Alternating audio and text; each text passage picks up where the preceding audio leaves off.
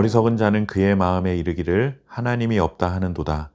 그들은 부패하고 그 행실이 가증하니 선을 행하는 자가 없도다. 여호와께서 하늘에서 인생을 굽어 살피사 지각이 있어 하나님을 찾는 자가 있는가 보려 하신즉 다 치우쳐 함께 더러운 자가 되고 선을 행하는 자가 없으니 하나도 없도다. 아멘. 우리가 자주 사용하는 말 중에 첫 단추를 잘 꿰어야 한다는 말이 있습니다.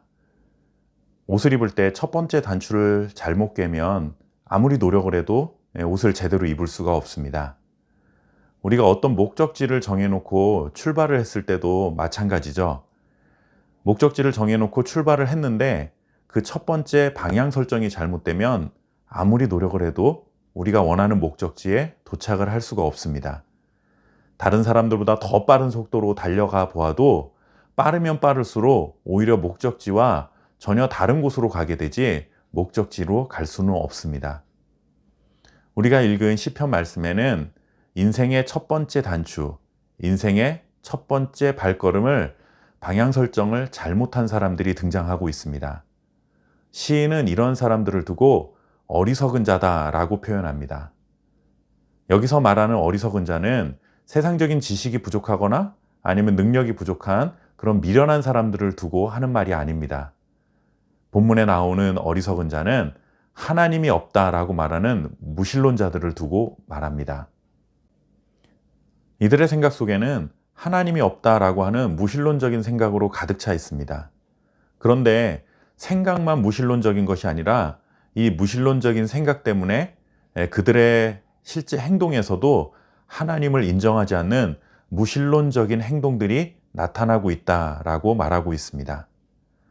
하나님을 인정하지 않는 행동이 구체적으로 어떤 것인가 하면 오늘 시인의 표현을 빌리자면 이들이 하는 행동은 선을 행하는 것이 하나도 없다라고 그렇게 전합니다.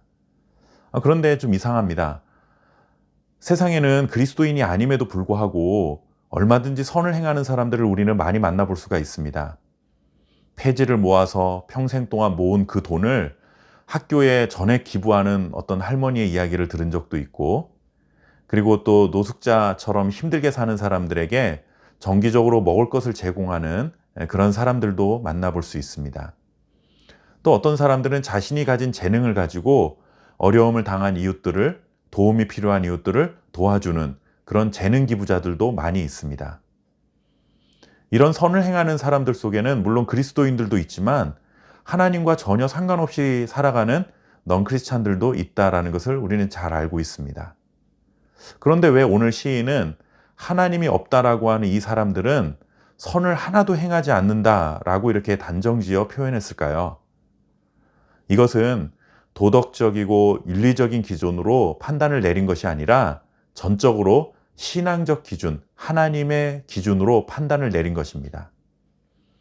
인생의 첫 단추, 그러니까 하나님과 관계의 단추를 꿰지 못했기 때문에 이 방향 설정이 잘못된 탓에 그 이후에 살아가는 그들의 모든 삶의 결과가 하나님이 보시기에는 무의미한 것이고 하나님이 보시기에는 악한 것이다 라고 하는 그러한 설명인 것입니다. 하나님과 우리와의 관계가 단절되면 그것을 죄인이라고 부릅니다. 이미 신분이 죄인이기 때문에 그가 하는 행동이 아무리 도덕적으로 선하다 할지라도 하나님의 판단 기준에는 그것이 선이 아니라 악이 되는 것입니다. 예를 들면 이런 거죠. 사과나무는 아무리 노력해도 배라는 열매를 맺을 수가 없습니다. 사과나무이기 때문에 그가 맺는 열매는 사과입니다. 그것처럼 죄인이라는 신분을 가지고 하는 행동들은 죄다라고 하는 설명이 오늘 성경의 가르침인 것이죠.